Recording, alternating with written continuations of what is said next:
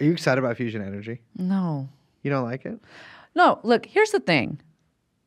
I don't want to be like party pooper. Okay, well.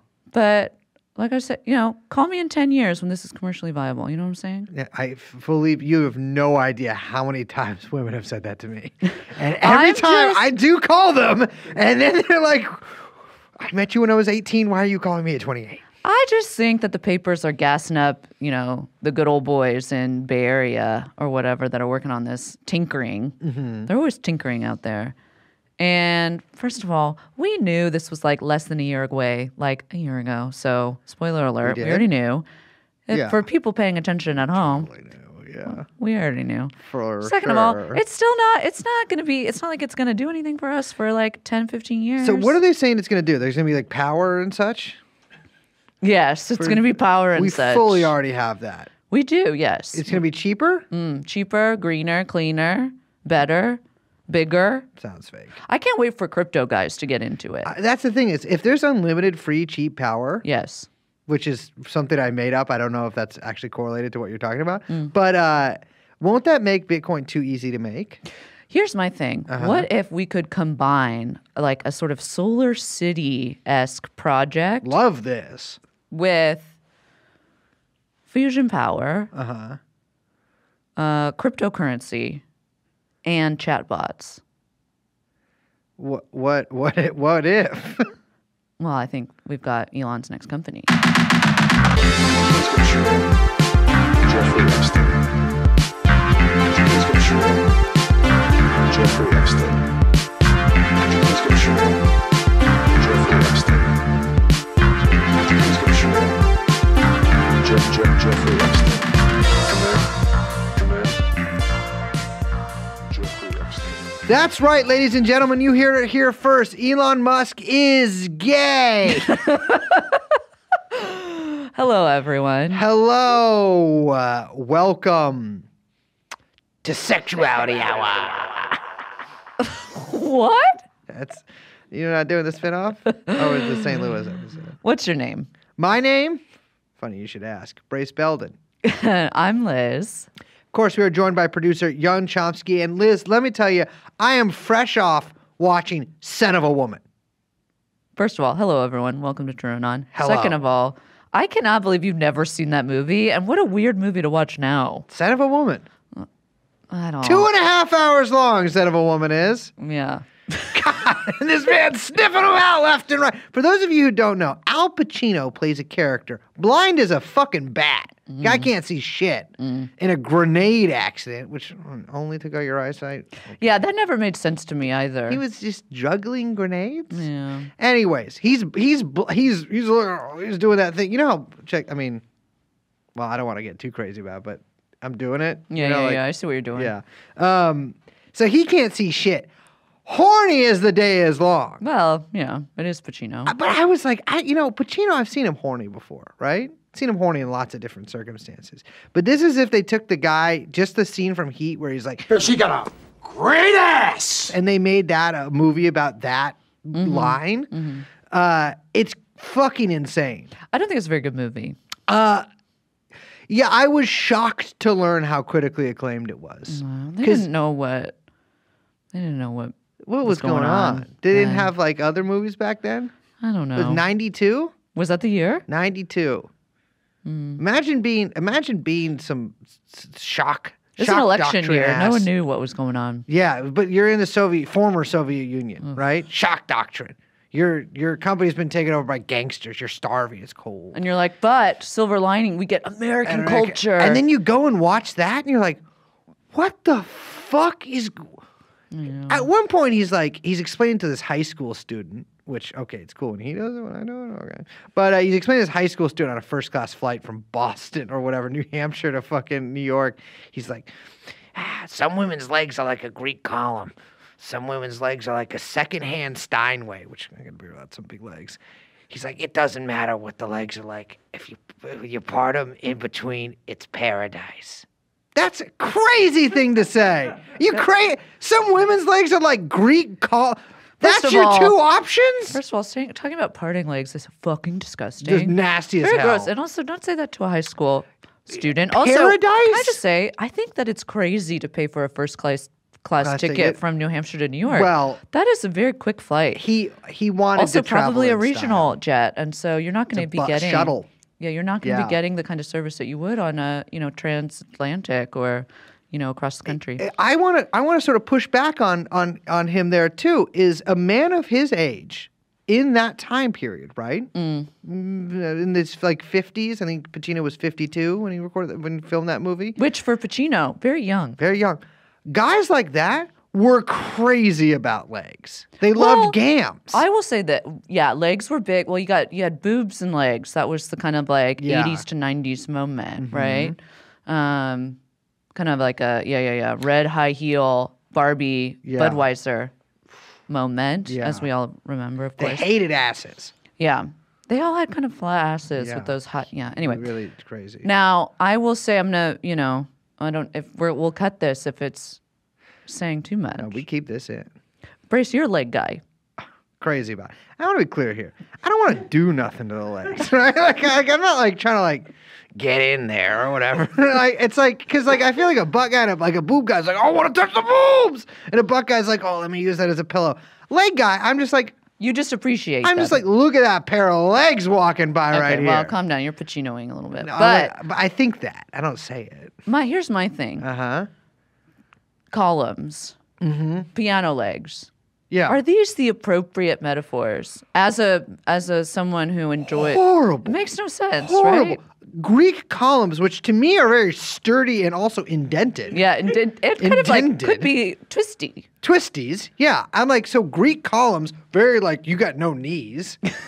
And then the Steinway, of course, the curve of the piano, Yeah, but also massive, Texas shaped, too much knee. maybe he was more of a thigh guy. But I'm telling you, but the in either of those, because the Greek columns, of course, have the little tops and the little bottoms, right? Right. So the thighs are like thin rectangles. Yeah, it makes no sense. horrible. Very, yeah. And yeah, to me, it just seemed like a guy, like his character, of course, Lieutenant Colonel Slade, had made love one time, perhaps in the aftermath of the Korean War.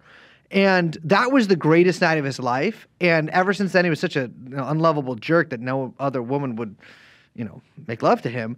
And now he is like 52 and blind. He's like, oh, that was the greatest night of my life. I gotta get back to it. It seemed he cut a pathetic figure.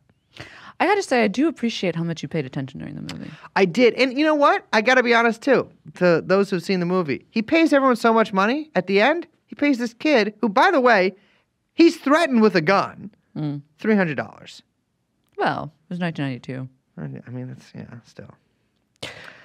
Hello, everyone. Hello. Again. Hi. We do have a real episode for you today. Very excited about that. Our old friend, Devin O'Shea, Devin Thomas O'Shea, even. He's coming back. He's coming back to talk to us about more St. Louis Wait. history. However, Wait. before we get to Fuck. that, What if they stop listening? I'm so sorry to do this, but we have some tour dates that we need to talk about. So, if at whatever the running time is now, add about 45 minutes. Yes. Because no, you know what? We're going to do this really quickly and efficiently. And we can even trade off, Liz. Okay. So, on February 2nd of 2023, that is next year, the continuation of the fiscal year of the smile in Cambridge, Massachusetts, right near MIT at the Sinclair. We have, and this is on the 2nd of I February, wasn't expecting it that time. we have a show at the Sinclair. At the Sinclair. Yes, in Cambridge, Massachusetts, which is next to Boston, but is different, apparently. I look forward to figuring out why in February. We also have a show at the Sinclair in Cambridge on the 3rd. However, sold out. So we'd like to see you on the 2nd if you are in the Boston-Cambridge area. Oh, well, the very next day, we are going north of the border to go to do something that's pretty bilingual. We are playing in Montreal, Quebec, at the Theatre Fairmount. That's the Theatre Fairmount in English. That is on the 4th of February. It will be our trip to Canada. And let me tell you, Trudeau, you're through. Yeah. Yeah, I saw that they were banning trading on margin for crypto. So, Well, looks like our trip will not happen. Anyways, the next day. the next day we are going to be in Toronto, in Ontario. However, sold out. You snooze, you lose. We will not be seeing you unless you already bought tickets, in which case we shall. So, cut by several weeks when we were recording beautiful, wonderful TrueAnon episodes for you to listen to until we get to December 16th of 2023. No, that is not the right month. Excuse me, February 16th of 2023. February 16th of 2023. In Denver, Colorado, next to the rocky slopes of the Snowy Mountains, at the Bluebird Theater, that is still on sale. Yeah. And then literally the next day, somehow, by magic, by hook or by crook, by plane, train, and automobile, we will be in Minneapolis, Minnesota, at the Fine Line on the 17th of February. And then even more very next day than that, on the actual next day following, on the 18th of February at the Far Out Lounge. Well, it better be close in the city or close to the airport because we're going to be heading straight there in Austin, Texas. We are doing a show. That is going to be the cap off of that little tour, Austin, Texas. And let me tell you, Liz, it's going to be crazy. I mean, we've got some of the biggest tech titans in the world moving to Austin. We got Rogan, he's coming to the show. Oh, yeah. We got Lex Fridman coming to the show. And honestly, I might even be at the show. Well, that would be fantastic. One of the top tech guys in the United States. There's almost nobody with more PayPal accounts than me. You collect them all. I got so many. No, but for real though, that's our tour. Please buy tickets. I honestly, Liz and Chauncey don't listen to this part. I've honestly been seriously considering killing myself. Oh my God, why do you say that?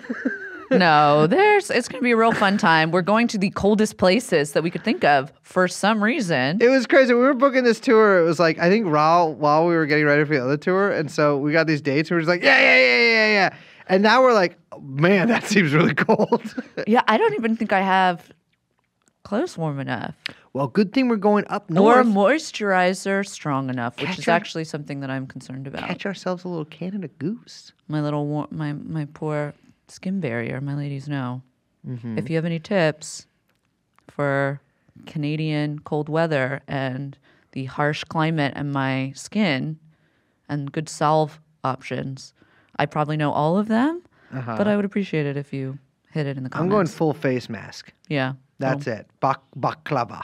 Yeah, balaclava. Baklava. No, Yeah. I'm putting baklavas all over my little pistachio. Well, that would keep it quite moist with all that olive oil. Honestly, you guys are crazy. I have no problems keeping moist. Anyways, we have with us in studio via computer Devin Thomas O'Shea to Devin talk to us about some things. Starting now.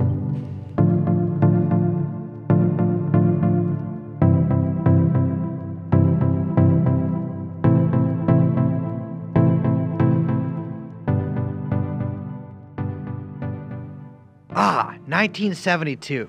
This is sure gonna be my year.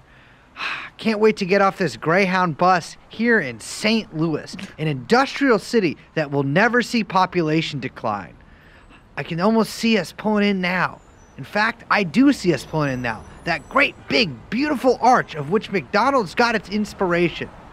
The steps of the bus are descending, and my soft little moccasined feet are pitter-pattering down. California was so tough. I can't believe they made me do acid in that apartment building in San Francisco while a CIA agent watched me make love to a prostitute.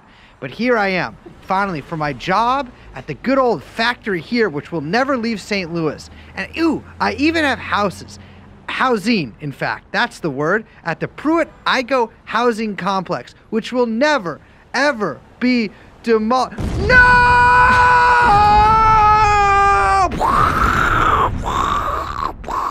Present day. Cut to 2 podcasters. 1 male, shirtless. 1 female, clothed in ball gown. Producer, upside down, moon boots. On the screen, writer from St. Louis, Devin Thomas O'Shea. Hello, welcome back to TrueAnon. our TrueAnon St. Louis correspondent, here to talk to us about all sorts of things, but about a large group of buildings, public housing projects that were demolished very famously in 1972, but built only about 17 years beforehand. And okay, fine, fair enough. There's been documentaries, blah, blah, all that stuff on that. But also talking about U.S. government chemical testing on the population of that public housing project and St. Louis at large, particularly the black and poor population. Devin, welcome back to the show. Thank you so much for having me. And man, is it great to be back in the recording studio. This is the third time that you've come on. We're so excited to have you back. You have, as Brace, I gotta say, in terms of intros, that was very inspired. I think one of the best in quite a while. Mm-hmm. I really got to give it to you for that. Sugar-free Red Bull I just drank. Yeah, I do see that on the floor over there. Empty. Remember to take that with you when you leave. Devin, you have a new piece in Protein magazine. Is that how you say it? Mm-hmm. It's like a Greek style of protein. Yeah, exactly. It is called Pruitt-Igoe, a black community under the, quote, atomic cloud. And I do think Brace kind of gave away some of this. But my bad. Before we get into what you mean when you say, quote, atomic cloud, let's start first off, Pruitt-Igoe. Can you explain the name of that and what is it that we're talking about here? Sure, yeah. Had you guys heard of Pruitt-Igoe or the documentaries before this? Yeah. I knew that. I recognized the building complex. I was like, oh yeah, that's the name of it. But it's a very famous controlled demolition, right? Yeah. I mean, it was on TV. Right. It was a huge thing in the 70s, like you said, 1970s. You could say actually the second most famous in American history. Ooh. And in fact, related to the first. No, but no, I'm familiar with the contours of the story. It's a pretty famous. I guess it would be the most famous public housing project in America as a public housing project, rather than like having some cultural cachet. But I knew the general basics of the story. I hadn't seen any of the documentaries. You barely ever catch my ass watching a documentary. Yeah, just the dolphin sex one. Yes. Well, no, that was lived experience. But I knew about it a little bit. I'll say that. Yeah, I think that from sort of just my own talking to people about the article, a lot of people are exposed to Pruitt-Igoe at college when they learn about it. And there's usually, I guess, the piece really is about like what Pruitt-Igoe means. And there's still a lot of debate about that, especially since there's a bunch of stuff that is still classified or, for instance, locked away in Stanford's library and they won't let anyone see it. But the gist of it is that, we got to go into the Wayback Machine and think about a Midwestern city like St. Louis, first owned by the French and then the Spanish for a brief little period. It's a city that's like older than the country itself. And through the Civil War, stays in the Union, and then a whole lot of freed slaves and Black people who are fleeing the South end up going north, and St. Louis is a stop along the way. Mm-hmm. And there's a lot of industry in St. Louis at this time, at the turn of the century, that welcomes all kinds of people to work in factories and be a part of, what we would know now as the Rust Belt. Mm-hmm. And if you're a guy like Harland Bartholomew, who's a city planner around this time, he's sort of like the Robert Moses of St. Louis. You are pretty convinced that St. Louis is going to become probably like bigger than New York. We got a whole river. We're at the middle of the country. That just makes sense. Yeah, you got all the railroads. You got all the industry. There's first of all, there's two rivers here. I know, but if you're Harland Bartholomew, a man named Harland, You're a man named Harland. You're fiercely racist, but you don't really say it. Well, so a problem develops in the city in the early 20th century where after the war, of course, the suburbs break out everywhere and drain the tax populace into the west of St. Louis. This is like a very familiar story for basically every American city. Wait, hold on here. So prior to this even happening, though, I'm assuming St. Louis, and without doing any research whatsoever on this, pretty segregated at this point. Yeah, there's like a secret cabal of all of the business leaders who put on a Klan uniform and crown one of their daughters the Queen of Love and Peace every year, and they're kind of in charge. So there's elected leaders, but then there's like the veiled prophet. And the city is very segregated. But interestingly, what we're going to talk about as a prime example of this is Mill Creek Valley, which was very black, but it also had a lot of bohemian immigrant communities. And there were certain parts of it that were pretty integrated, which is also where a lot of the communist thinkers came out of in St. Louis at the turn of the century. And yes, wait, there were. You're talking about bohemian, like from Bohemia, like they're from Germans? Bohemia. Okay, yeah. There's also a pretty big population of like Jewish immigrants who are in these neighborhoods too, but as a synecdoche for racism, Mill Creek and the neighborhoods that get obliterated in order to put the interstate highways in, they are thought of as just black. And also in the popular imagination, falsely, they're called dilapidated or blighted neighborhoods. Classic.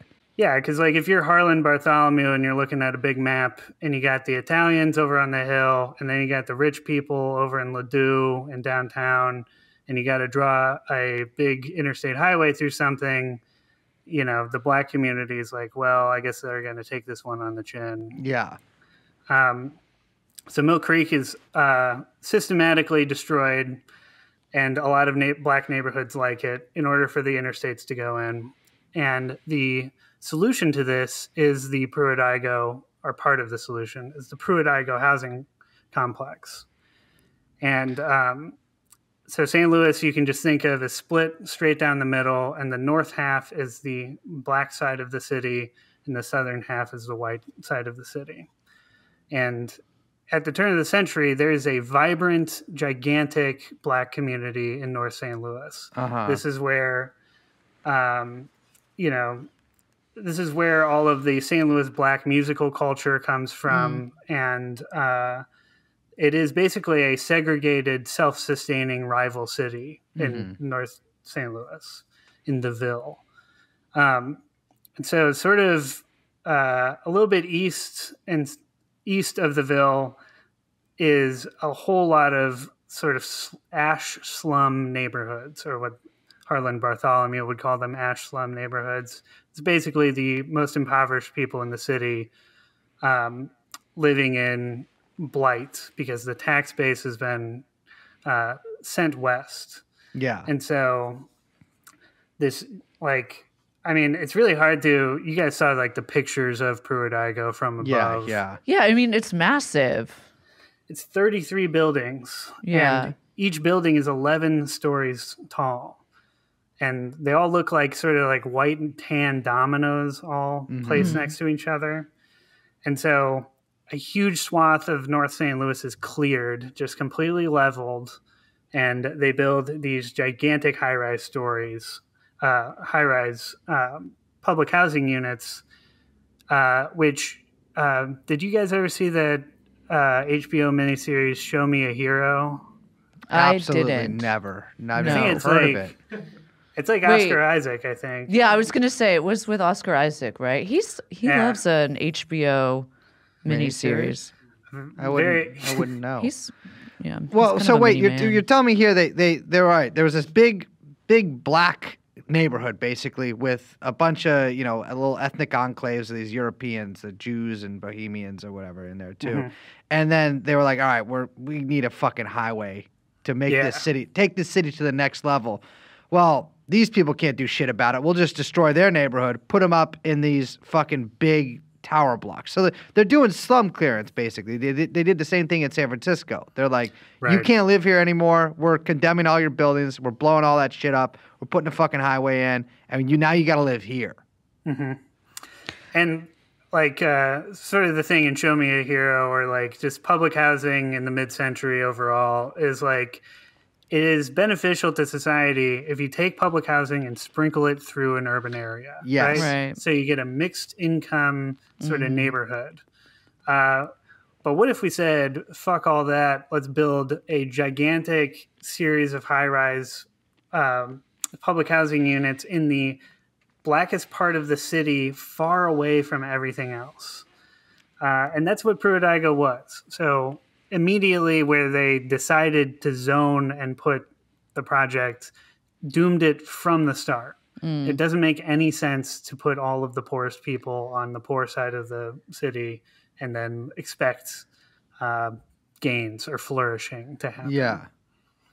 Well, because also the way it's funded, right, is the local tax base. And so it becomes a kind of cycle of destruction. I mean, I think in the piece you compare it, you know, to the total difference to what happened in the UK when they were building all the council housing, which was coming out of, you know, a very progressive taxation policy, which allowed for like, just like a much more robust communities to develop and flourish over decades, right? That obviously since then they've cut into that. Right. But it's very different from the way it was sort of conceived of from the start with the development of Pruitt-Igoe here. Yeah, and crucially in the financing of the project, this is just a absolutely ridiculous thing to do, but the maintenance of the buildings was dependent upon rent collected from public housing, from public housing populations. So the upkeep of these gigantic buildings was all dependent upon like collecting rent. It's kind of just insane. And also that there was a sort of local and state, or local and then federal coupled funding that was pretty precarious as well. In the piece, you call it organized sabotage, and then you call it a clandestine site for radiological weapons experimentation, which maybe we should pivot for a second to that portion of the essay and talk a little bit about that, because that's sort of, no pun intended, a bit explosive. So it wasn't just that this public housing project was, a way of kind of like wiping out poor populations for development of a city, segregating them into one area and then like dooming them to fail, although it is. Right. It's also became you compare it to basically like a citywide laboratory for radioactive weapons testing. Like, can we talk about that for a second? Yeah, absolutely. So there's another thing that's happening in St. Louis that's pretty strange throughout the early 20th century, which is a lot of Manhattan Project shit is going down. And one of the things that's becoming very... so there's like a three-pronged thing to the Manhattan Project. There's the bomb and nuclear power, and then there's radiation. And you can study radiation for either chemo or as a radiological weapon. So like this comes down to how do we take the deadly effects of radiation and put them into some sort of particulate and then spray the particulate into a trench for the atomic warfare of the future, right? Because we have to get like, I think for this portion, we're going to have to put ourselves in the mind of the most paranoid Manhattan Project scientist possible, and then think through like, okay, a nuke is going to go off like tomorrow, and I got to figure out what that's going to do to a city. So they start to develop, not in St. Louis, but in Minneapolis, Minnesota, the first atomic cloud studies. And they get off to sort of a rocky start with the Minnesotans. This is from Dr. Martino Taylor's book, Behind the Fog, which documents all of this. But the purpose of the studies was for the Army researchers to release and then measure a cloud travel of the radiological material and engage in penetration studies inside of residences and buildings such as the aging brick structures of Clinton Elementary School in Minneapolis. So what you're saying here is like they basically need to test if the brick wall of an elementary school, like how much radiation that'll keep out. Right. Yeah. Because if a bomb goes off, how many of these kids are going to be able to duck and cover their way out of it? And the answer we know now is like, no, that's going to be bad. True or not tip here. I'm telling you, nuclear bomb goes off, you're dead. They didn't know this back then, no. I know, but or they did know, but they didn't tell people. My funky ass could tell you immediately. Like, if I see a mushroom cloud in the distance under the desk, no, I'm making peace with my maker. My mom lived in Florida during the Cuban Missile Crisis, and she had constant, like almost every day, like similar. When I was a kid, we had earthquake drills. Oh yeah. Obviously in San Francisco, big earthquake town. Yeah. But she had like missile drills. And so they would say, okay, in the event of Russia launching the bomb, this is what you do. And it was just duck and cover under the desk. It was very similar to the earthquake drill, actually. Yeah, it was also, we actually also just ducked and covered. But that makes more sense because yeah, you get away from the, the glass breaking. Yeah. I mean, I guess... Did you guys ever hear of the Demon Corps before this? Yes, which I have to say, it's been a second since I learned about Demon Corps. I mean, I don't remember when I learned about that, a long time ago. But best name ever for any. I mean, I gotta say, I know those, whatever those guys that were running, whatever they were doing out in Los Alamos, like they were doing some freaky deaky shit. Of course, they would come up with a name called Demon Corps, but. And I don't support those fellows. However, I do think that they were onto something with this. I'm telling you, the guys come into the cafeteria and they're like, Brace, we made a Demon Corps. I'm like, can I touch it?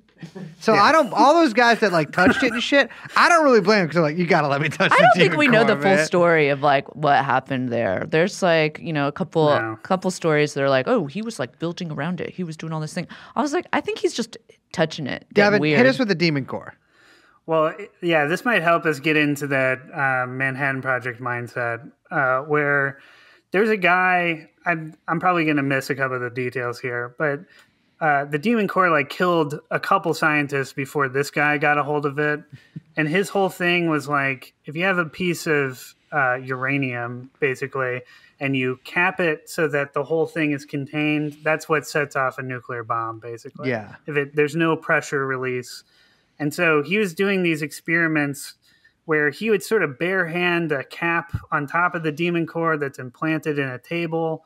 And then, he was trying to get like the smallest crack possible in order to like measure the radiation levels coming out of it. And he was sort of at like the end of this round of laboratory experiments. So there's like 14 of his buddies in the room with him. And they were like, damn, Steve, you're so good at this. And he's like, yeah, man.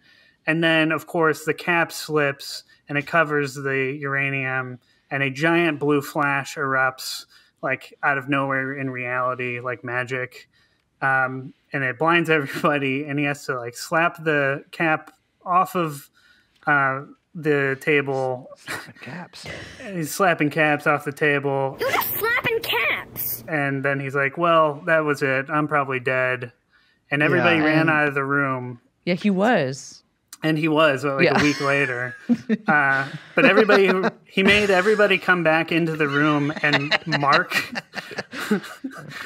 He had everybody come back into the room and then mark where they were. And then they measured the distance between the Demon Corps and the guy. And then they were like, okay, you got 10 years to live, but because Dan was in the back of the room, he's got like 40 years to live. This is another TrueAnon tip. Stand in the back. Yeah, they're messing with the Demon Corps. Stand in the back. Or you know what I mean? Get out of the room. Yeah, I'll tell you this. I'll tell you this right now. Don't mess around with uranium, okay? Unless you're selling it to a warlord or like maybe transporting it in between two governments. If you're a middleman, different. You can middleman the uranium. Don't be the guy who has the uranium. But also, the middleman is just, all you're doing is setting up the contractors. Yeah. You know what I'm saying? You're not actually physically moving it as the, way stop. Don't be the way stop. Be the middleman with the contractors. Yeah, highly agree.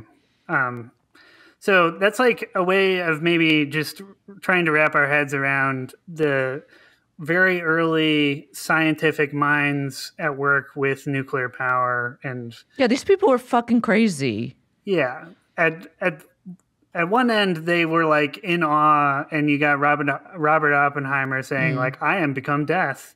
Right. And like, but then on the other hand, you got a guy with a screwdriver, messing with a nuclear core. So I think those two things are related, actually. But yes, I agree. yeah. I mean, this Yeah. brings us to a guy that you talk about a lot in the piece, Phil Layton, Phil Layton. who out of Stanford, who I got to say, this guy's a real asshole. And we Yeah. still don't know that much Yeah. about what he was all up to. But a lot of his work has some pretty serious implications on the city of St. Louis and, of course, the Pruitt-Igoe complex. Yeah, there were some hiccups in Minnesota because the Army went around to a bunch of the neighborhoods and said, hey, we're going to be spraying some stuff, and you need to be cool about it. I gotta be honest with you. I'd be like, I don't think I want you to do that at my place. But that's man. what they said. The residents were really upset about it. Yeah, they were kind of pissed. Like, As what they are you should be. doing? What Yeah. do you mean you're going to be driving trucks billowing luminous powder into my neighborhood? Totally. And when push came to shove, there was like a little story about like, well, we might be coming up with like a cloud that's going to be able to cover an entire city and hide it from Russian bombers. So that's kind of what we're up to. So I'm sorry. They were telling people that they were releasing from the backs of vehicles and from like little stations on top of some buildings and stuff. They were releasing chemicals that would create an artificial cloud. Right. The purpose Harmless of artificial cloud. the purpose of which was to literally hide the city from high flying Russian nuclear bombers. Yeah. It sounds like a Simpsons episode, actually. Do you think anyone Like was the like, dome or whatever? Can you imagine arguing with your neighbor that thinks they're actually going to do the cloud thing? He's like, no, I'm telling you, man, like this guy in a fucking military uniform said they're making a cloud. And that's because the Russians, I feel That's like, how I would feel just nowadays when I talk about chemtrails. see the giant city-sized cloud, and I would just fucking drop that motherfucking nuke right in the middle of it. Yeah, it just goes through cloud. Yeah. Oh, That's true, yeah. nuke penetrates cloud so easy. Yeah. You don't need a penetration study It's for just, that. yeah. I That's mean, it true. doesn't make sense. So this was the ostensible reason they were going around telling people. Yeah, and the Minnesotans, to their credit, sabotaged the project and made it a big deal, and they were uncool about it. And so they sent Stanford's only Philip Layton. Maybe we could get the brace noise for Philip Layton's name. All right, I'll allow it. And they send him to St. Louis to design a new series of cloud experiments. And this time, they're not going to tell anybody what they're up to. Yeah, they learned a little You live lesson and there. learn, yeah. Yeah. Yeah, and so Philip Layton designs this study on purpose to be hard to understand. He has the U.S. Public Health Service release the chemicals, and he is part of the Army Chemical Corps as well as Stanford. So he's sort of a military scientist, Hybrid. hybrid. Yeah. Fusion. And I think the thing to understand about him is that he's a climber. Like, he wants to be in charge of stuff. And he's also involved with some other things that we'll talk about, like Operation Plumb Bob, which is awesome name. But these are the experiments in Los Alamos where they set off a nuke by firing it out of a cannon into the desert. And then they turn to all the military guys in trenches and say, okay, go walk into that. Yep, there's Yeah. very famous like photos and videos of these guys. Yeah. Yeah, like- really astounding footage. Guess I'm walking into this. I guess so. It's frying my intestines, but I don't know. I guess I'll just do as I'm told. So there's also a thing maybe to understand about Philip Layton's psychology and the military scientists of the time, in that they like all these guys, if they don't own their own phrenology calipers, they're the people who taught them had phrenology calipers. U.S. medical side at the time still believes that there's like a vast difference between black and white people. There's a corollary during World War I about mustard gas experimentations Yeah. on troops, and they would do a troop of white people and then a black troop just to see, make sure there's maybe no difference or more immunity. And that all traces itself back to slavery, where, the belief that black people are less susceptible to malaria or heat sickness becomes a justification for laboring them in fields until they die. There's also at the same time, the Tuskegee syphilis experiments, which are a horror, as are the experiments of injecting troops with plutonium that are happening at the same time. Yeah, you have this quote here again from Dr. Martino Taylor, just to describe a little bit of what this actually looked like in St. Louis.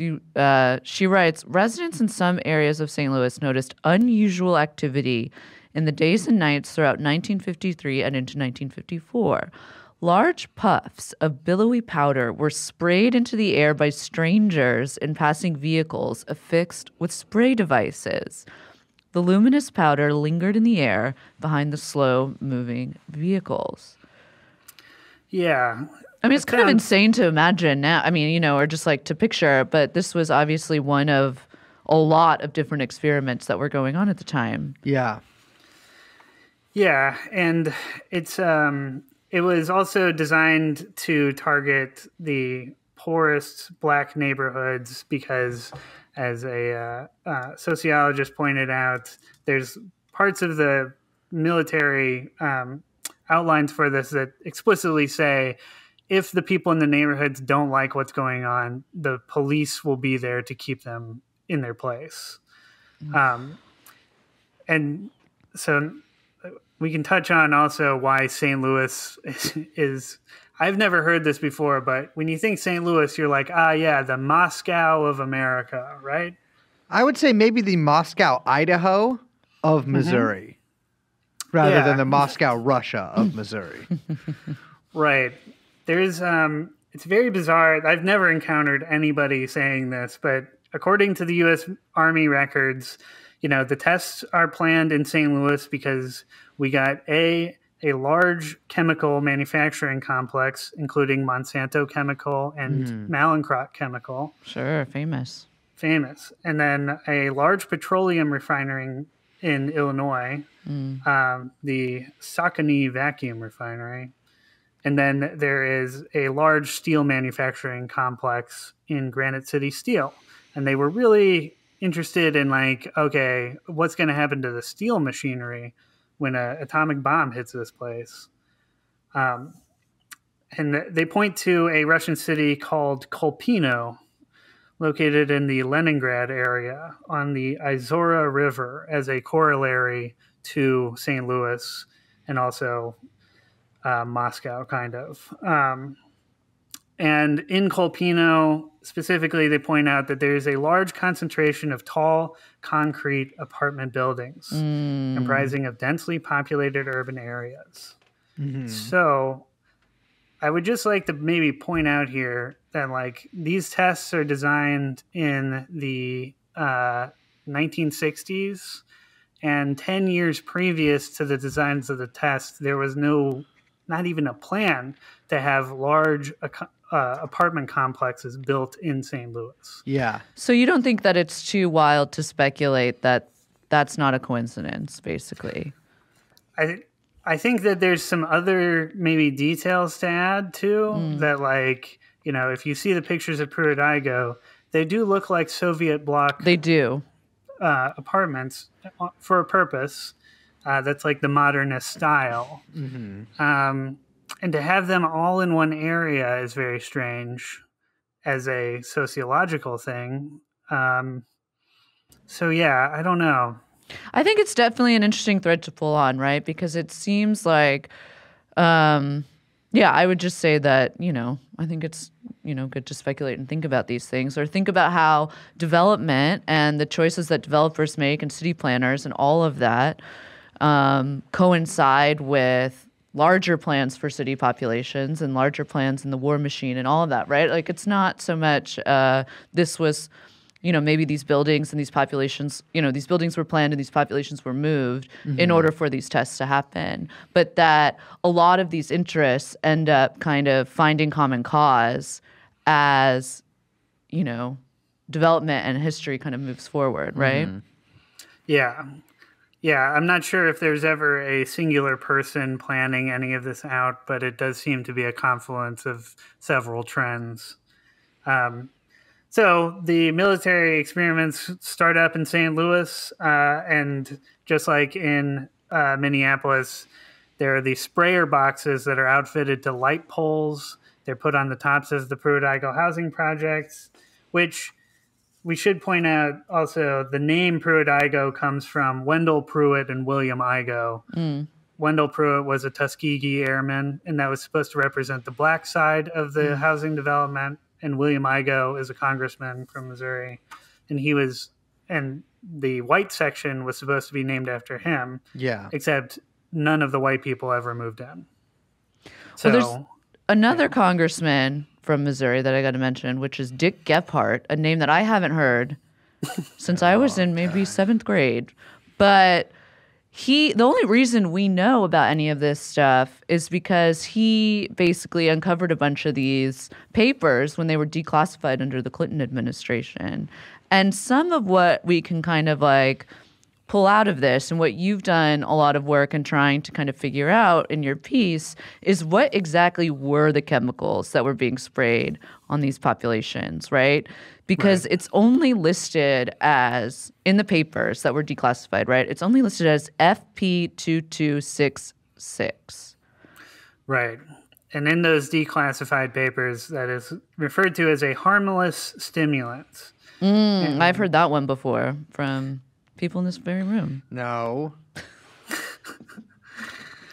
But this one is supposed to be used as a traceable chemical to measure debris from a nuclear fallout explicitly. That's what FP2266 is supposed to do in the details. But at first it's bought from New Jersey Zinc because the mixture that is sprayed is both cadmium and zinc. We know that both of those are in the mixture. Cadmium is radioactive. And zinc is poisonous to inhale.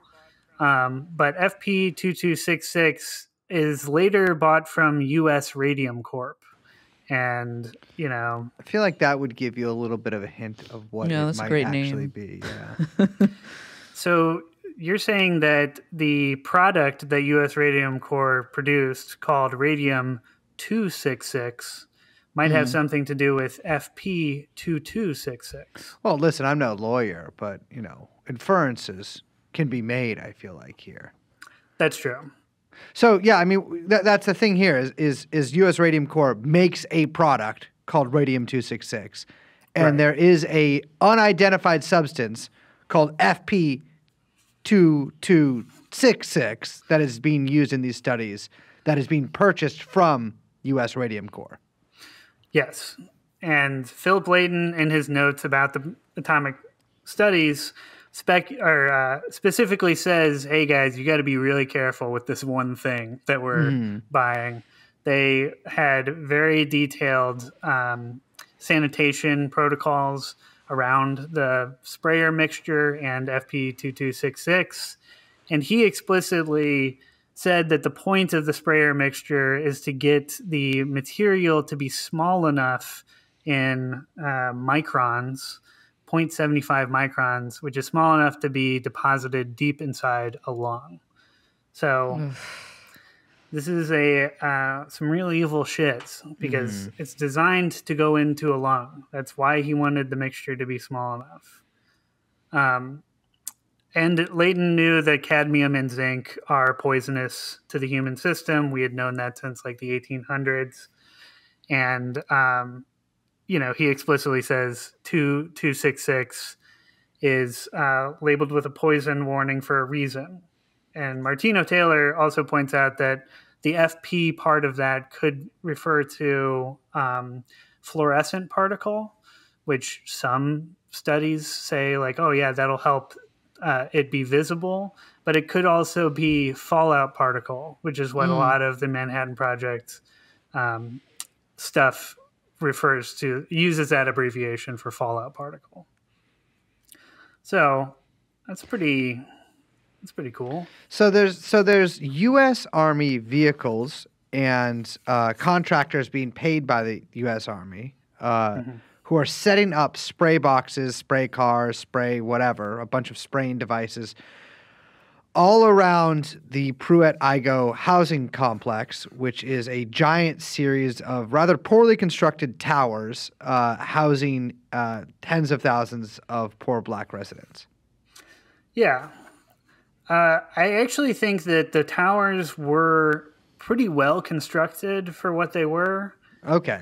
But what you're thinking of is like, as we're talking about like the sprayer experiments, what's going on at Pruitt-Igoe is that it's in full tilt decline. That's basically what I'm saying. Is like it doesn't like the like you've seen or read the book High Rise, the J.G. Ballard book. I really want to read that one. It's great, but the movie I didn't like the first time I saw it, and then I saw it again. I'm like, you know what? Not too bad. I haven't seen the movie. The Actually, book is fantastic. Yeah. Anyways, as the building starts to decline, I mean that's a huge component of the book, and it really like reading about Pruitt-Igoe is like, oh, there's some similarities here. But just I mean, there's a description of like urine stench elevators that you write about that just like don't stop at most of the floors, and you have to take the stairs where you'll get mugged or worse. I mean, it seems pretty nightmarish at this point because. Like you said, the upkeep is dependent on rent extracted from these very poor tenants. And so naturally, upkeep is going to suffer and keep suffering. These things would compound. Yeah, there's a chronic problem of the elevators breaking down. The garbage incinerators would break down, and then garbage would just pile up in the hallways and catch fire. And so by 1966, one of the local workers reports that when one drives or walks into Pruitt-Igoe, he is confronted by a dismal sight. Glass rubble and debris litter the streets. The accumulation is astonishing. Abandoned automobiles have been left in parking areas. Glass is omnipresent. Tin cans are strewn throughout. Paper has been rained on and stuck in the cracked, hardened mud. Pruitt-Igoe from without looks like a disaster area. I mean, and it was. Absolutely. I mean, I think that's like a key thing. I mean, it absolutely was because not just because of, like how you call it, organized sabotage from a development and city planning point of view, but also, obviously these experiments that were being inflicted upon the population, it didn't stop. There was the second round that comes later on in the 60s, right? Right, exactly. There's, Philip Layton, our man, is not exactly great at designing a study because I think, like, if anybody thinks about like trying to measure things in a scientific capacity, putting a box that sprays stuff into the air outside and then trying to measure it some miles away, pretty difficult because of the wind and stuff like that. Ah, damn wind. I hate that stuff. That's my number one enemy is the wind. I always talk about this. My man knows. Women nodding. hate the wind due to their hair. Not only hair, That's true. skirt-like outfits, dresses Seen that. in such believe nature. me, 7-year itch. Oh my God. That was something I really hated about San Francisco was the wind tunnels. Wind tunnels everywhere. Yeah, believe me, don't get me started on big buildings and wind tunnels. Anyway, Yeah. sorry. Just No, number one nemesis is the wind. I think that Layton hated the wind also, but he was on a trajectory in his career that we'll talk about at the end he was going to be just fine. But they went ahead and did a second round of cloud experiments. And during these, they took some extra precautions to measure the dosages and to try to do like weather balloons that would sort of pick up the debris in the air. And they dispersed like, I think it's 1 ton of material into the air over the course of 2 years, with Pruitt-Igoe being in the center, but also there's a bunch of public housing in the same area. And then there are also, so this is a shout out to Gumby for Christ on Twitter, who I helped out a whole lot with this. But he points out that his relatives lived in an area near Clayton where one of the sprayer boxes was set up, and they have had chronic cancer problems and health problems. Oh, awful. I actually was talking to somebody over the weekend about this, and they were saying that they lived in a similar area and have all their family has weird health problems, part of North St. Louis, and autoimmune diseases. And the theory, or a theory, is that because the white residents never moved into Pruitt-Igoe, other places had to have sprayer boxes, including Clayton, which is predominantly white, and is also where Harlan Bartholomew retired to. Interesting. But this is Dr. Martino Taylor said she couldn't comment on that, of like the design, if the design was trying to replicate those mustard gas experiments or not. Well, it does remind me. We were talking about this before recording, but of like, where the naval yards were in the Bay Area, or like in San Francisco and Hunters Point, which is a almost entirely black neighborhood, huge cancer rates. There's been ongoing like scandals about fake cleanups of the A lot of lawsuits. Of sort of the radioactive sites, and then in Treasure Island too, which is also home to. I think now they're like trying to build like wineries and stuff on it. But for most of my memory has been public housing. Also, radioactive in some parts. High cancer rates, things like that. Yeah, it's. I think that a big thing, or a reason to talk about Harlan Bartholomew and Pruitt-Igoe and the sprayer experiments, is to understand that the north side of St. Louis is, if you go there now, extremely dilapidated. If the buildings there, if they haven't fallen down on their own, they are sometimes burned down, sometimes by developers who just don't want to pay the cost to knock them down. The people who are born on the north side of Del Mar just have everything stacked against them, and they live in sort of this this community that's been trying to hold itself together for like a century, and has all of these things stacked against it, including just like straight up government conspiracies to poison everyone.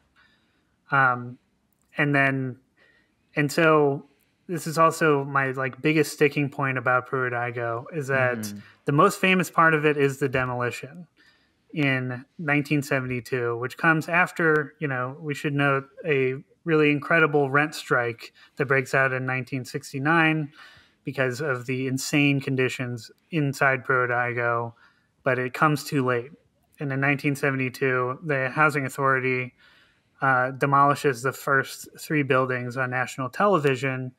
And the popular media interpretation of this, which persists today, I've heard friends tell me this shit before, of the people who lived in Pruitt-Igoe didn't respect the place they lived in. Yeah. That the reason that it fell down and fell apart is their fault. And that's just fucking bullshit. It's one of the most infuriating, persistent myths about Pruitt-Igoe. It's sort of why the documentary is called The Pruitt-Igoe Myth. And the national news agrees. And this is a big reason why in the American consciousness, every time public housing comes up, people want to point to Pruitt-Igoe and say, this is what happens when you give poor people nice things, is that they destroy them, that they're unable to take care of them. It's surprisingly persistent, I think. Yeah. So that's the demolition, and that area is now an overgrown forest. But maybe we should talk about the architect now. Yeah, I think that's a good idea. But I do want to say, like, it's sort of astounding because, Pruitt-Igoe lasted for about 17 years, right? Right. From around 55-ish to about 1972, and which is not a long time at all, right? Yeah, You I could was about to You could say. be born in Pruitt-Igoe, and then by the time your house was destroyed, you wouldn't even be able to buy a pack of Pall Mall cigarettes. And it's just, I mean, the amount of money that it costs to build these things.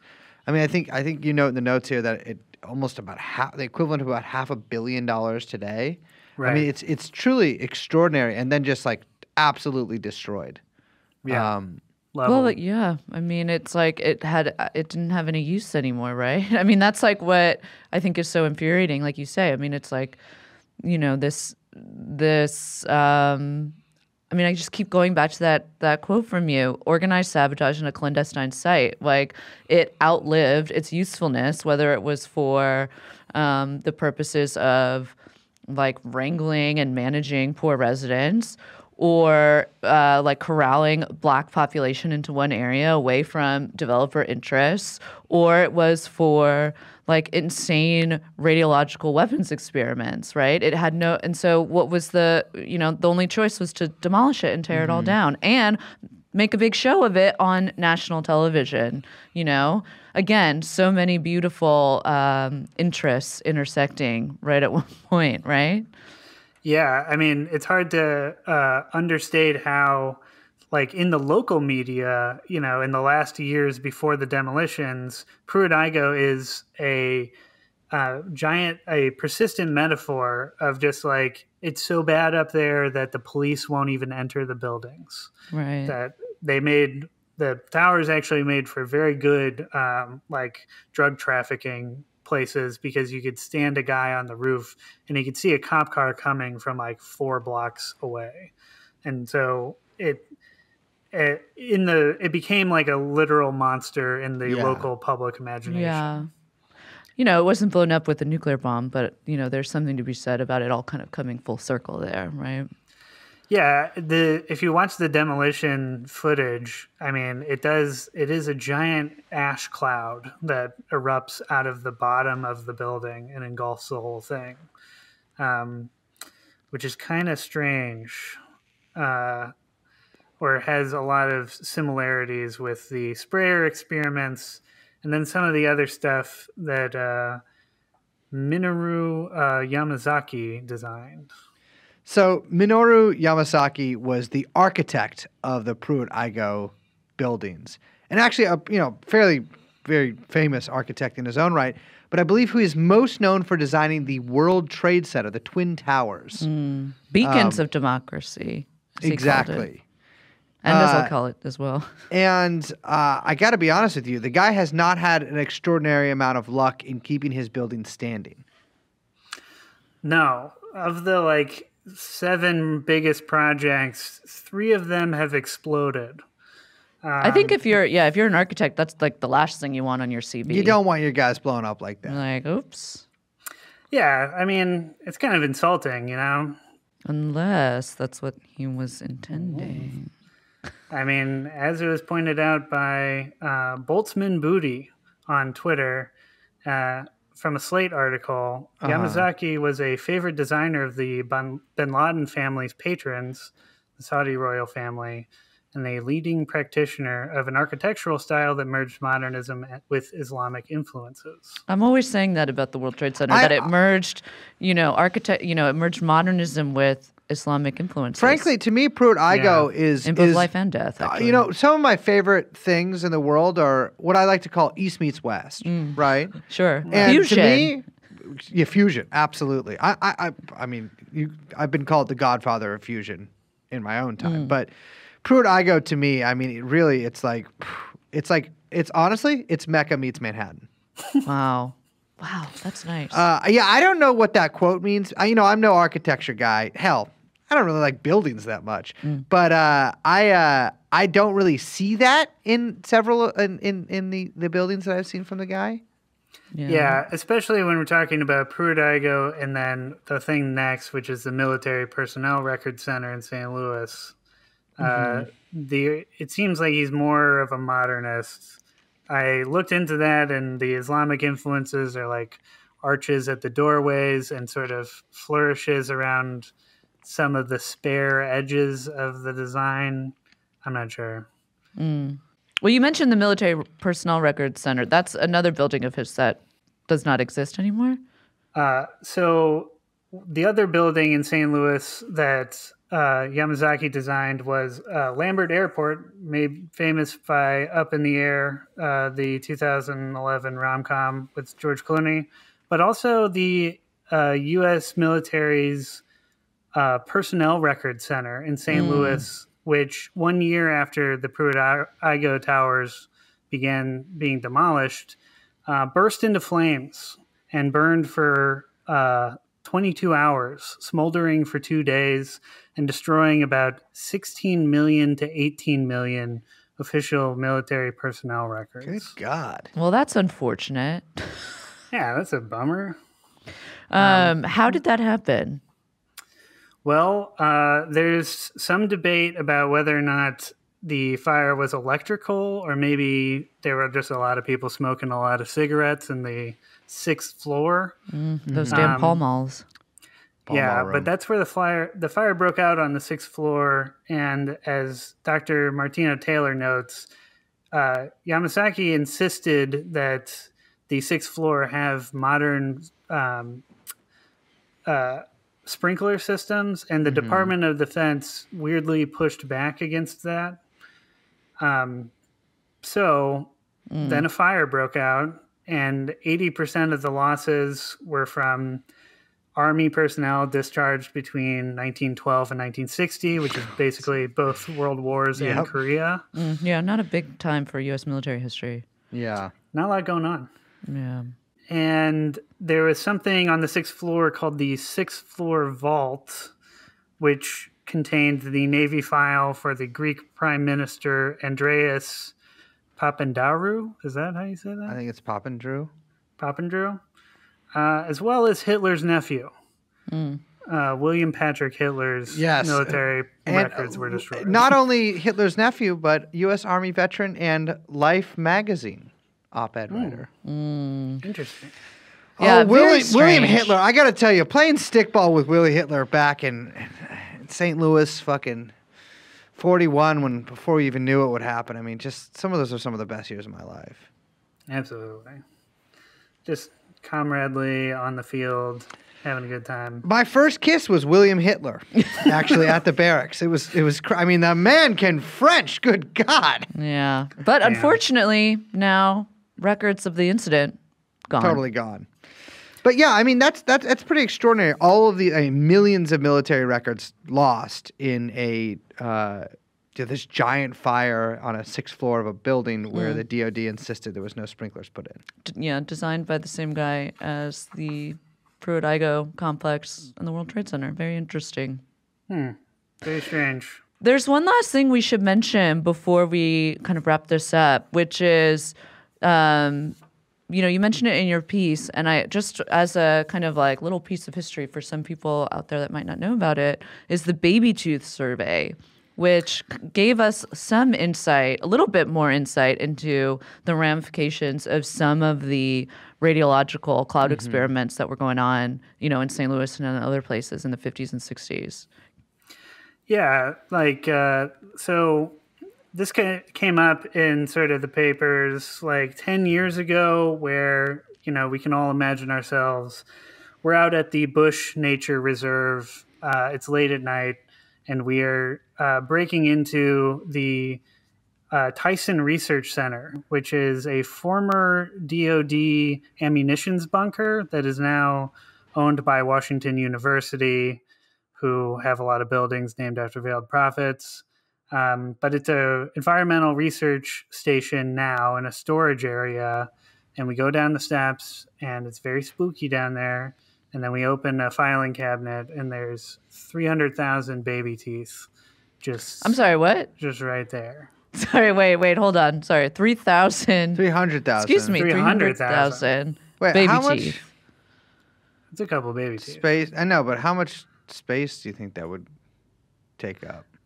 Well, maybe it's like the first drawer of many. Like you keep opening all the drawers and they're all full of baby teeth. Yeah, yeah. That would be increasingly Or like you alarming. kind of like knock down one box and all of these baby teeth kind of like come out, and then it's like it's Yeah. a domino thing, sort of like a Pruitt-Igoe sort of controlled demolition thing, but instead of a cloud, it's like baby Right. teeth. That's they a all- fucking nightmare, I gotta say. That's a nightmare image for me. You know what? You know what my I don't brain like is thinking? Well, I find those baby teeth. I'm opening up an Etsy store Oh yeah, immediately. earrings, necklaces. Yeah, very Portland. Yeah. So the point of the baby teeth, well, these baby teeth were rediscovered suddenly after decades of neglect. They weren't actually all loose in a drawer somewhere. They were all filed away.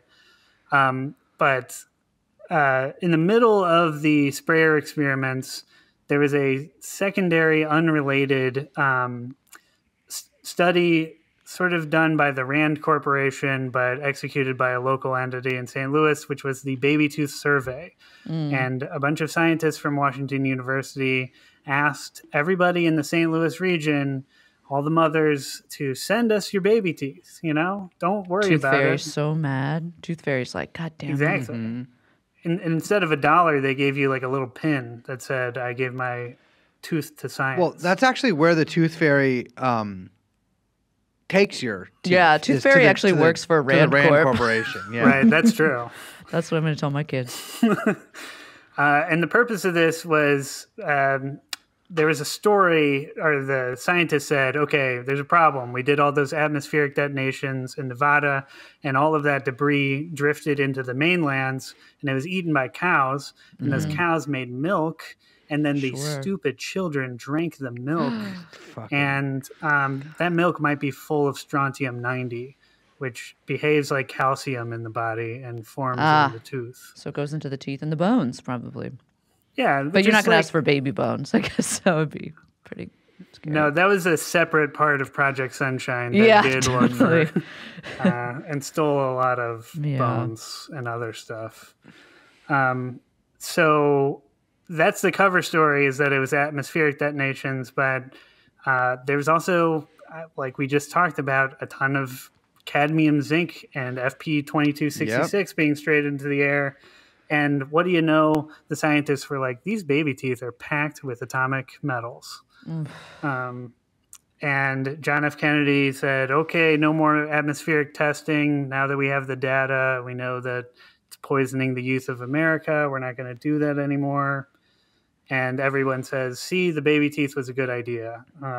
It stopped atmospheric testing. Don't look into the other local stuff that was happening. But Right. God.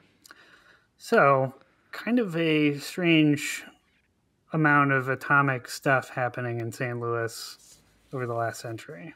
Absolutely. I mean, the piece is great. We'll link to it in our notes. I mean, we should say that, like, you know, you've done a great job trying to, like, kind of put all of this in one place, all this information that's sort of in, like, disparate places, right? And using Pruitt-Igoe as a kind of, like, lens to kind of look at all of this stuff in these sort of disparate histories and kind of tie them together. But a lot of the data and a lot of, you know, really what the government was doing, and what's, of course, Stanford and Rand Corp and all these other places, what they were doing in the mid-century in places like St. Louis and probably in numerous other cities across the country.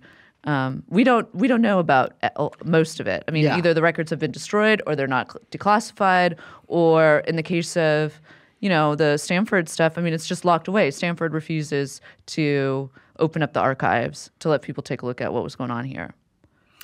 Yeah, there's 15 linear feet of Philip Layton's documents stashed away that became classified as soon as Dr. Martino Taylor showed up to take a look at them. Like on the Oh, like they immediately declassified him when Yeah. she rolled up to the building. they were like, she's asking for what? Oh no, we weren't supposed to have that available. Sorry. So this is just tip of the iceberg sort of stuff. I mean, there's literal, 15 feet of documents just relating to one guy's experiments that we don't know about. I mean, God knows how many other experiments by how many other guys there were that were going on concurrently that we just have no clue about. Yeah, and I would really recommend Dr. Martina Taylor's book, Behind the Fog, because she's Yeah. very, very detailed about this stuff. And at the bottom of it, she's talking about how there are embedded studies in the secret embedded studies. So there's like layers of obfuscation.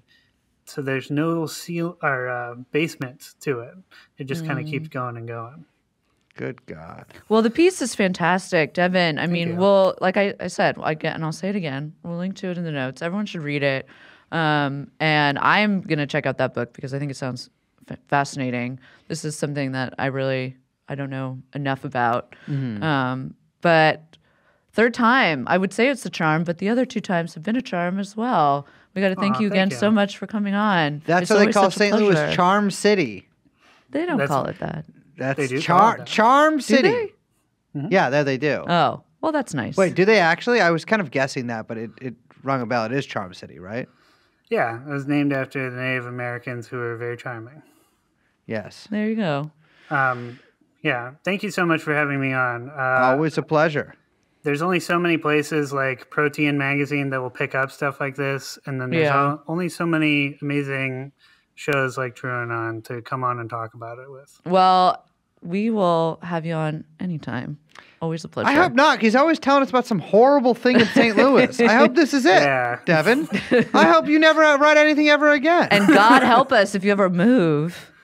He'll never move. I'll tell you, once a St. Louisian, always a St. Louisian. Yeah, it's true. I'm bound to the place.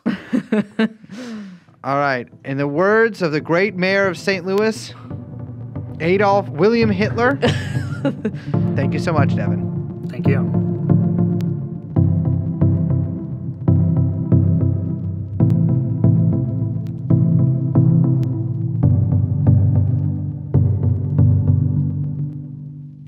Good God. Remind me, Liz, have I ever seen a little sprayer up on a pole? Yeah.